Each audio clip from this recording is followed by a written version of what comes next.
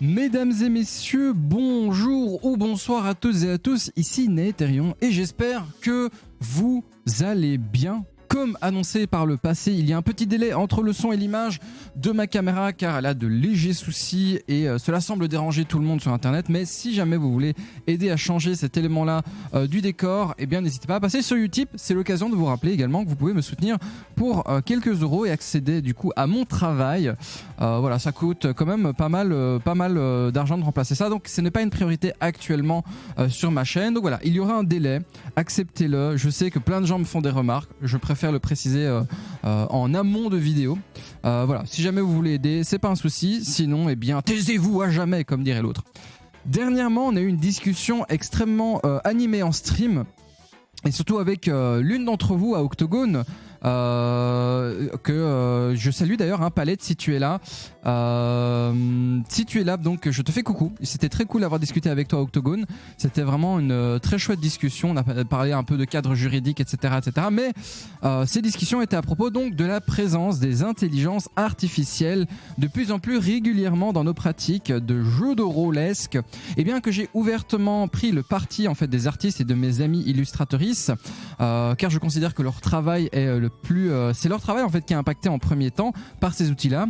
Je ne voulais pas fermer la discussion ou faire ma réac sur le sujet en question, et s'en est suivi donc une longue discussion en stream et dans les allées d'Octogone où j'ai un peu pu nuancer mon propos et puis exprimer mes craintes, mes doutes et en tout cas le cadre dans lequel les choses se présentaient à mes yeux, car je vois de plus en plus en fait de jeux de rôle et de maisons d'édition proposer en fait des illustrations provenant de ces intelligences artificielles, hein, vous verrez que ce n'est pas vraiment le cas, plutôt que de rémunérer des artistes, et il est nécessaire d'un peu nuancer le propos. Je ne voudrais pas avoir un réflexe de lever de bouclier comme ça à la con, ce serait bête. On va donc développer le propos aujourd'hui.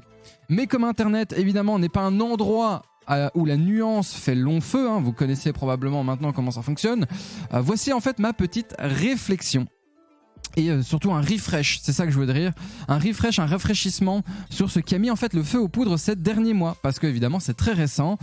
Je précise évidemment que je vais essayer d'être objective au maximum et jusqu'au bout, et surtout balayer un maximum mes biais pour apporter en fait des faits donc à notre réflexion aujourd'hui. Est-ce que les intelligences artificielles vont tuer le jeu de rôle ?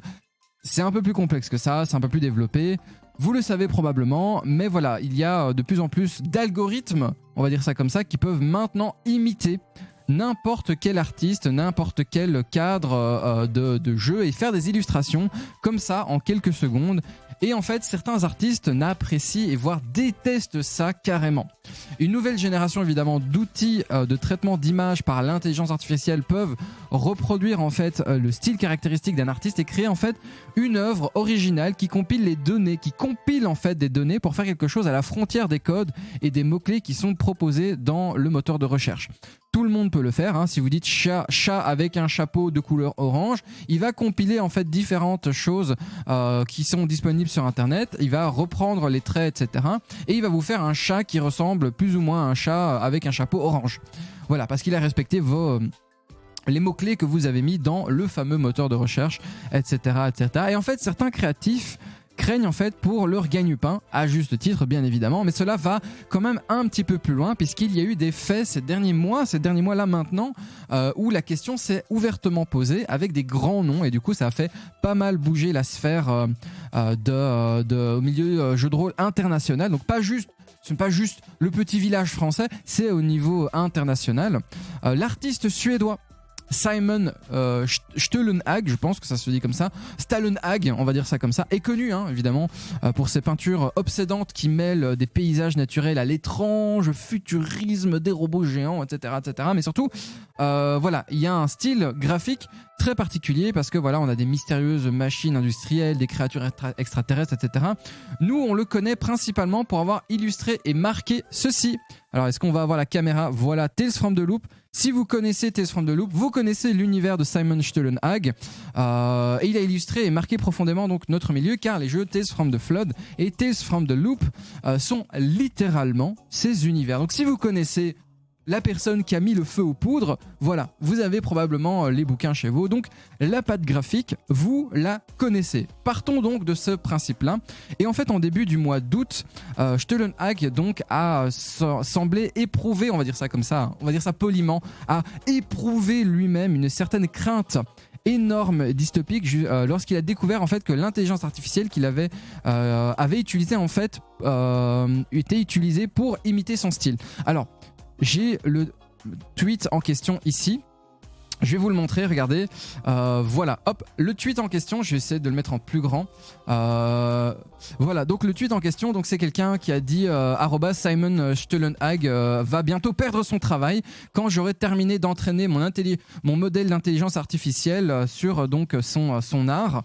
Ça c'est juste donc un sample, donc un test, une découverte. Donc voilà, ça a été créé par l'intelligence artificielle et donc globalement notre cher ami Stollenhag a vu ça. Il y a d'autres gens qui lui avaient fait bien avant également ce genre de tweet là, en question, parce que évidemment il a donc régulièrement émis des doutes et des craintes quant à l'avenir et surtout son travail, si littéralement son travail, sa patte graphique est récupérée comme ça.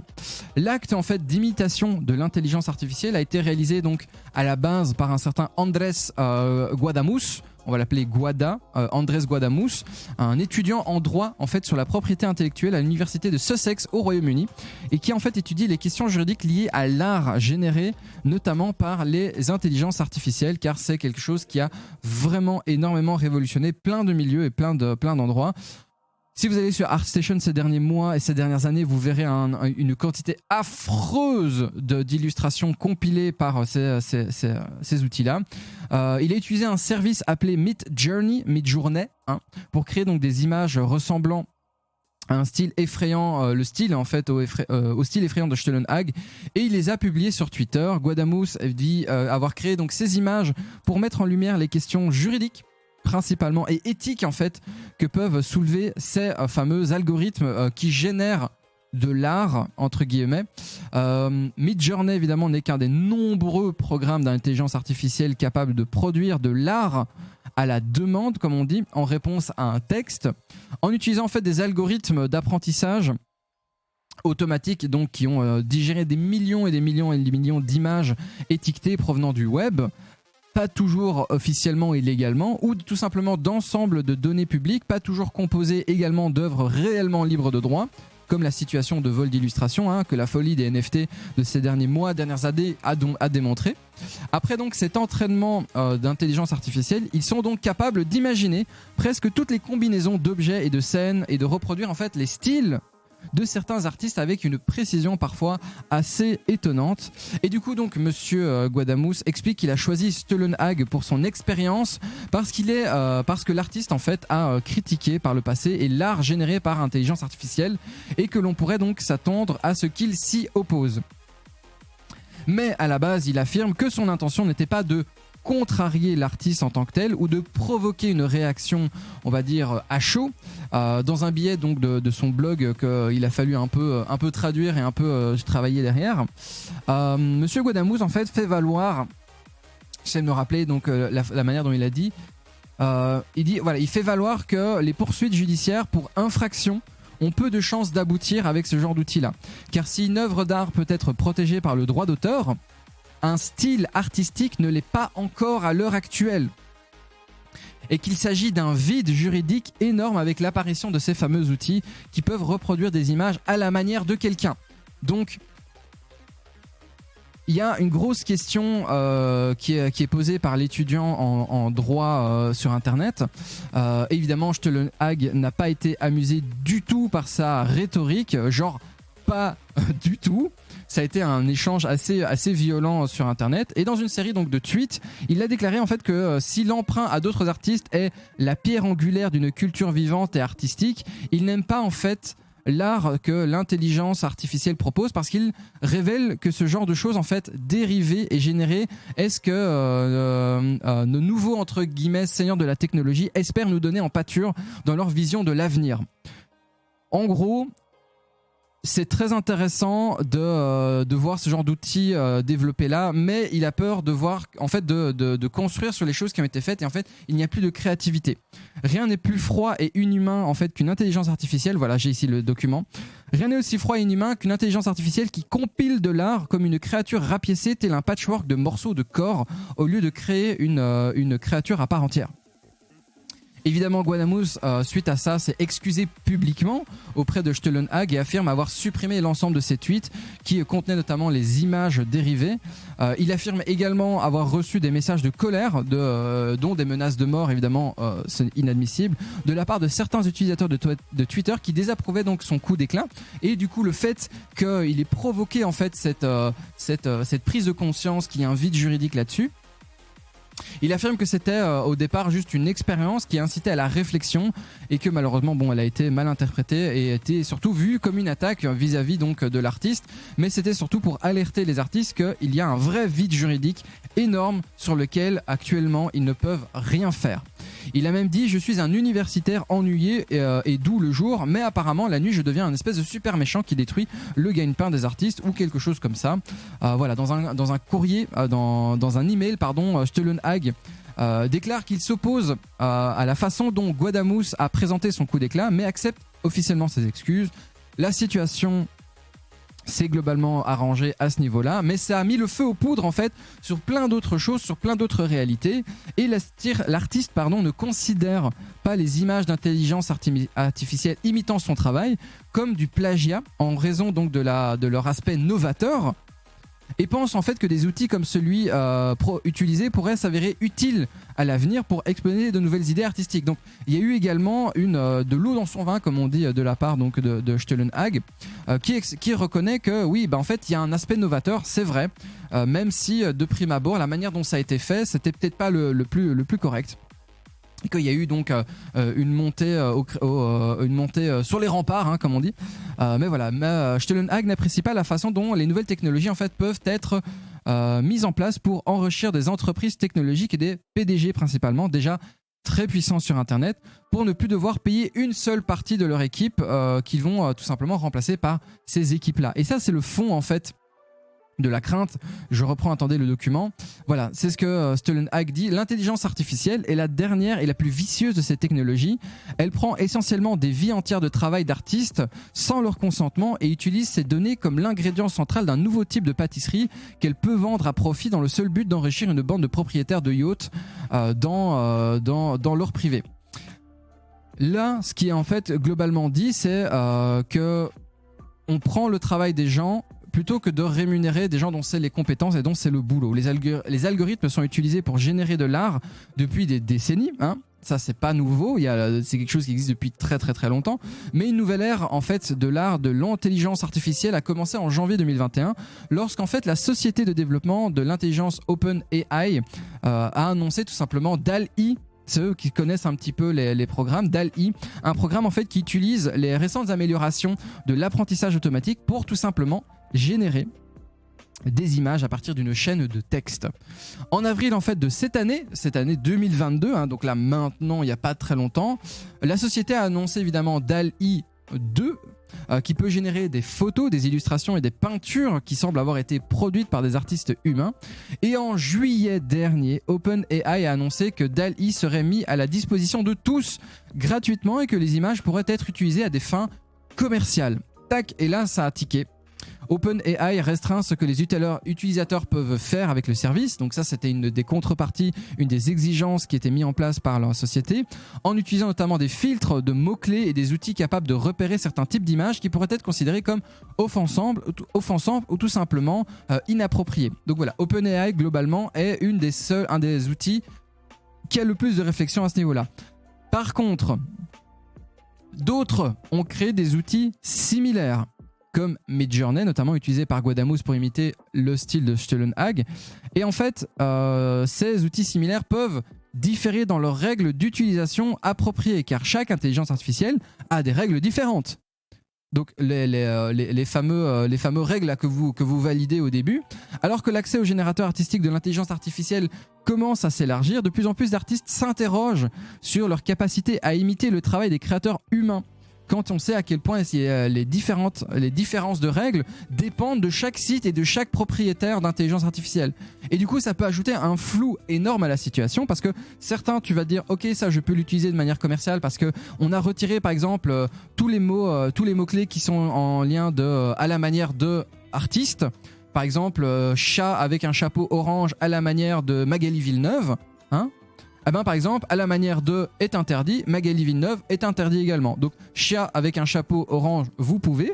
Il va vous créer des choses, mais ça, c'est la règle propre donc à ce site-là. Si vous allez chez le voisin, la règle est totalement différente. Là, c'est free fight, allez-y, faites-vous plaisir. Ce qui est intéressant, c'est l'avis en fait que R.J. Palmer, hein, qui était quelqu'un qui est spécialisé dans le dessin de créatures fantastiques et qui a notamment travaillé en tant que concept artiste sur les films comme Détective Pikachu, qui est quand même loin d'être un film dégueulasse en termes de création et de dessin de créatures fantastiques.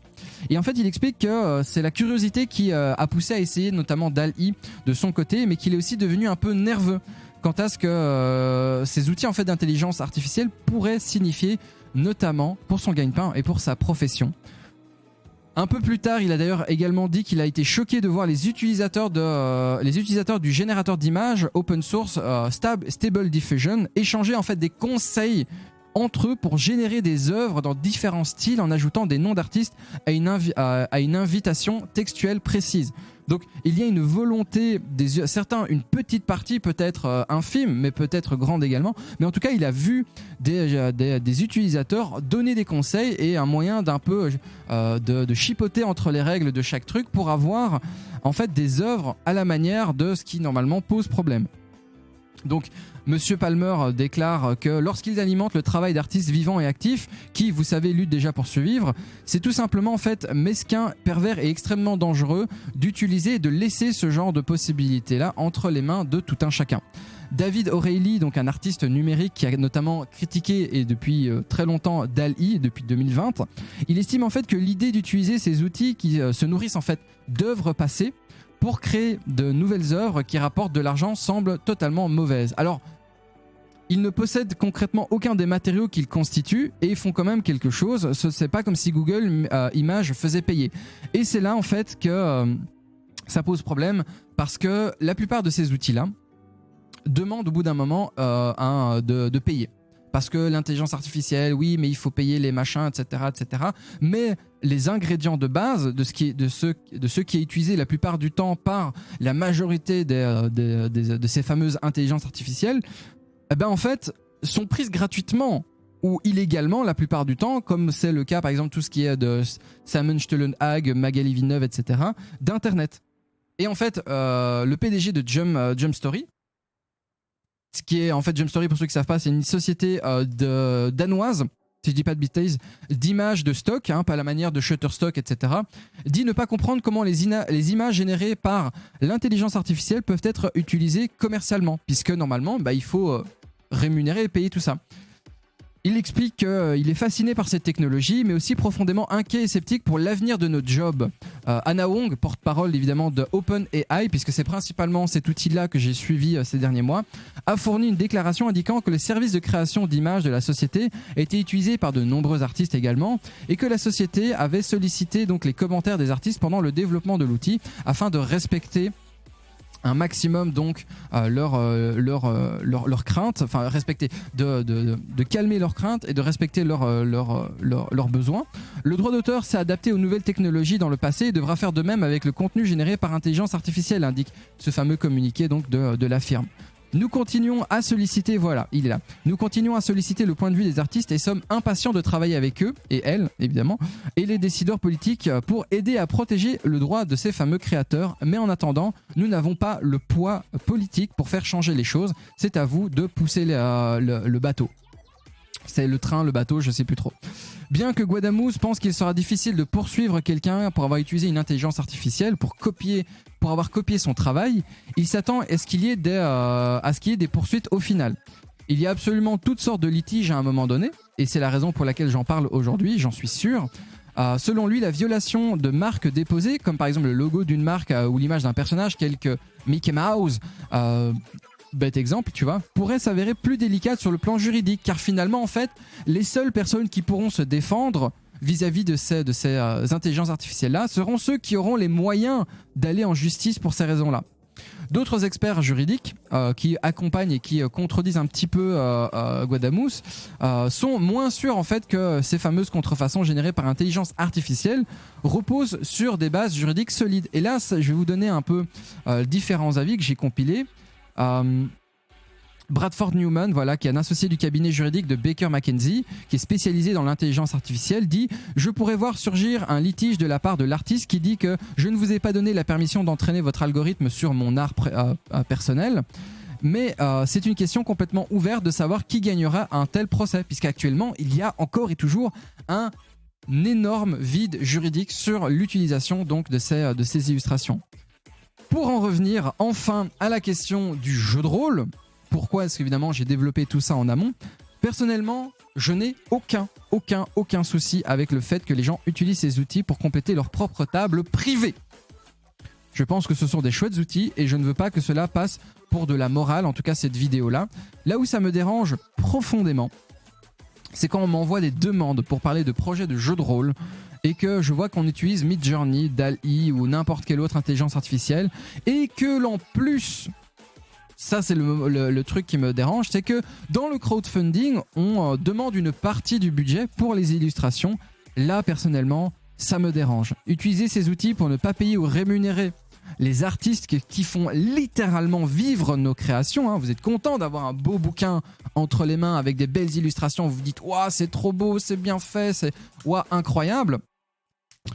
Eh bien, je trouve ça normal de rémunérer et de payer les artistes qui font vivre ces créations-là. Je ne suis pas d'accord d'utiliser et de flouer entre guillemets les gens sur cet aspect-là, et c'est pourquoi je refuse d'utiliser notamment ces outils en stream. Et là je réponds également aux gens qui me suivent en stream, car je considère en fait qu'en tant que personnalité du milieu, il est entre guillemets de mon devoir, on va dire ça comme ça, de mon devoir en tout cas de sensibiliser les gens aux questions autour de cette réalité et de cette question on va dire d'intelligence artificielle, et de demander en fait surtout de votre part une réflexion à ce propos.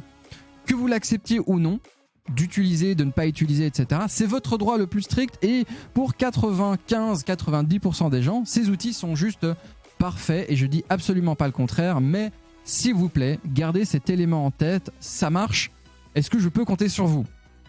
Donc voilà, si vous avez un avis ou une remarque à propos de ce sujet, n'hésitez pas à me le dire en zone de commentaires, ça m'intéresse de fou de voir ce que vous avez peut-être à dire, ce que vous pensez de tout ça, car ça m'intéresse de savoir ce que vous pensez. En attendant de vous revoir lors de la prochaine vidéo, moi je vous dis à la prochaine fois et bon jeu à tous.